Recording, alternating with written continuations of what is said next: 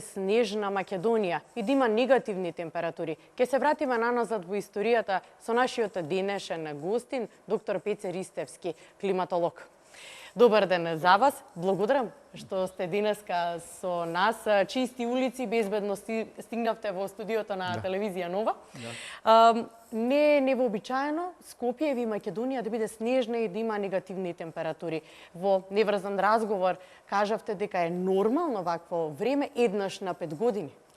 Па има такви состојби, меѓутоа со исклучително висока снежна покривка на 10 години ни се случуваат вакви состојби од историјата на климатолошката практика.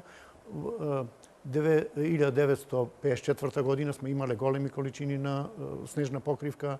1962, 63, 73, 83, поготово 83 на 5 декември цела Македонија беше прекриена со исклучително висока снежна покривка, дури Демир Капија со 119 сантиметри снег, што не е вообичаено за тој локалитет, и таа информација е ставена во македонска книга на рекорди.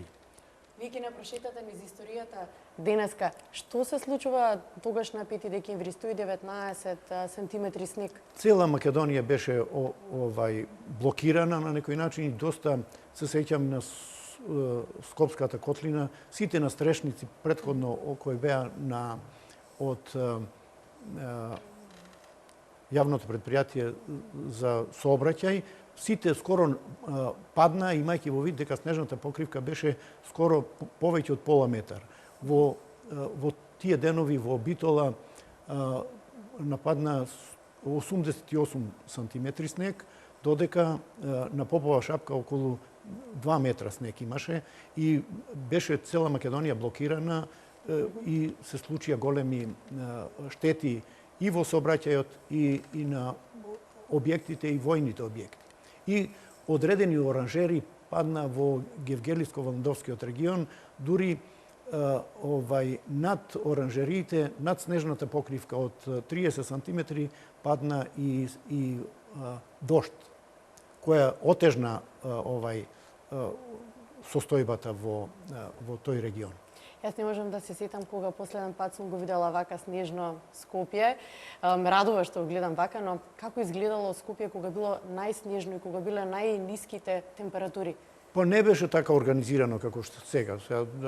Да кажеме, имајќи во вид дека сега постои механизација, постојат техники, уреденост на општеството во однос на тука е Центарот за управување со кризи, тука се Дирекцијата за заштита и спасување, тука е градот Скопје и така натаму.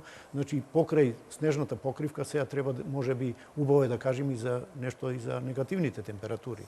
И тие исто така во претходниот период се случиле многу пониски температури. Например, 27 јануари 1954 година, кога во Берово измерена температура од минус 31,6 степени, на истиот ден во Битола 29,6, минус 29,6. Покасно, да ги спомнеме, например, во Скопје на 13 јануари 1985 година, кога е измерена температура од минус 25,6 степени, и покасно на 7 јануари 1993 година, кога во Пелагонија, односно во Битола, измерена температура од минус 30,4 степени. Значи се работи за големи минусни температури. Да, ми кажавте дека во неврзан разговор дека се случувало да замрзне дури коритото на Вардар. Па имало такви состојби во историјава, на пример 1928-29 година во февруари месец. Понатамо исто така многу студена зима била во февруари 1942 година, кога дури биле и војската, германската војска биле изненадени од такви екстремни температури и не можеле воопшто и да се движат единиците на германската војска во Македонија. Кажете ми, наназад во Македонија, овие минусни температури што предизвикувале? што замрзнува најмногу? Како изгледало некој град, некое место кога најмногу ќе замрзне? Па видите, прво врзано е со водоснабдувањето, врзано е со земеделието, врзано е со транспортот. Значи нема област од човековото живење каде не се користи. Се прогласувале ли вонредни ситуации? Па имало такви, меѓутоа немало ваква организираност на општеството.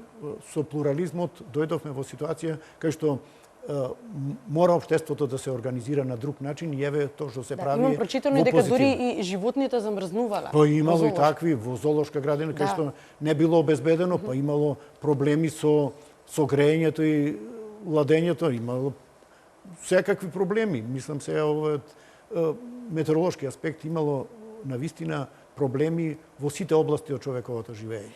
Еве, неколку пати споминавте, не било така организирано како што е сега. Вие сега сте и советник во Центарот за управување со кризи, ве советуваат, да. Ми праќаат информации, меѓутоа ја следам таа состојба, мислам дека постои таква организираност на општеството. Како било порано, како е сега? Различно, постои навистина голема разлика, имајќи во вид дека сите единици во системот си функционира на соодветен начин. Дури и Министерството за здравство имаше еден проект од Светската здравствена организација која е за Европа, каде се анализира топлите и студени бранови, имајќи во вид дека Европа беше загрозена нарочно во 2003 година, кога имавме многу високи температури и тие состојби се рефлектира организацијски на нашава територија и преку Министерството за здравство се организираше таков еден проект кој ја унапреди нашата состојбата во Македонија во однос на топли бранови и на студени бранови. Така што сега во секој момент при вакви ексцесни случаи се даваат совети и постои сајт на кој се прикажани сите што треба народот да прави, значи што би ги посоветувале вие како познавачи на состојбите претходно, како се справувале, еве што би ги посоветувале сега? Одамна не сме виделе волку снег. Па не е само за снегот, него и овие студени бранови, да речам, влија негативно, меѓутоа се дава совети, се користи техниката, интернетот и другите телевизии и организираност на општеството и мислам дека е позитивно што се и вакви емисии што се даваат за населението се корисна работа за да бидат информирани што да прават и тука и ми се чини дека Црвениот крст има активна улога. Да. Велите дека е нормално ваква снежна покривка и минусни температури еднаш на 10 години, кога ќе се случат, може да се повторат во една година, да речем за брзо време. Како го објаснувате ова вие? Може, тоа е врзано со општата циркулација на атмосферата и транспорт на воздушни маси. И колку време би се задржале? Од поларни.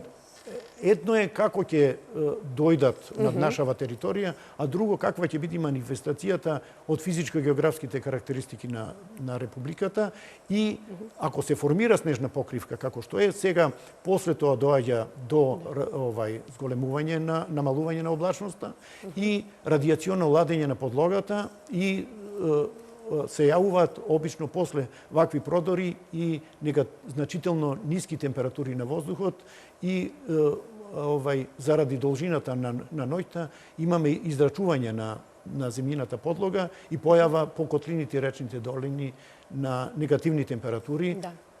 Најавени се ги очекуваме викендов. Претпоставувам дека е врзано со тоа што и управата за хидрометеоролошки работи најавува, го следат времето и така. Да. Велите, може да се повторат, може да ги очекуваме во февруари? Може, сме имале состојби кога и февруари бил постуден од јануари. Имаме такви сознанија од историјата на климатолошката практика, дека претежно февруари е месец со поголема снежност и на континентот и во Македонија. Професоре, како познавач на проблематиката, како вие го објаснувате тоа еве што толку долго време немавме ниту снег, имавме навистина топли зими?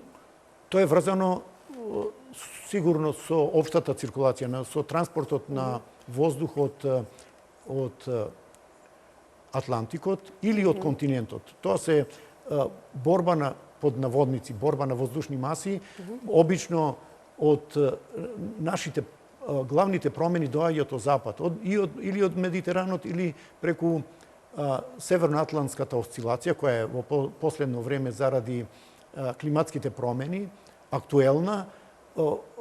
Центрите кои се јавуваат односно циклоните кои се јавуваат во Атлантикот, или одат према север, или се движат во Медитеранот и тука прават одредени движења и влијат на времето и климата во Македонија. Значи, постојат такви позитивна северноатлантска осцилација или јужна или негативна евроатлантска осцилација, кога циклоните кои доаѓаат од Медитеранот влијаат на времето и климата во Македонија. Или влијанието на евроазиското копно, што е сега случај, каде се транспортираше субполарен воздух од северните подрачја, од Скандинавија и од поларните области.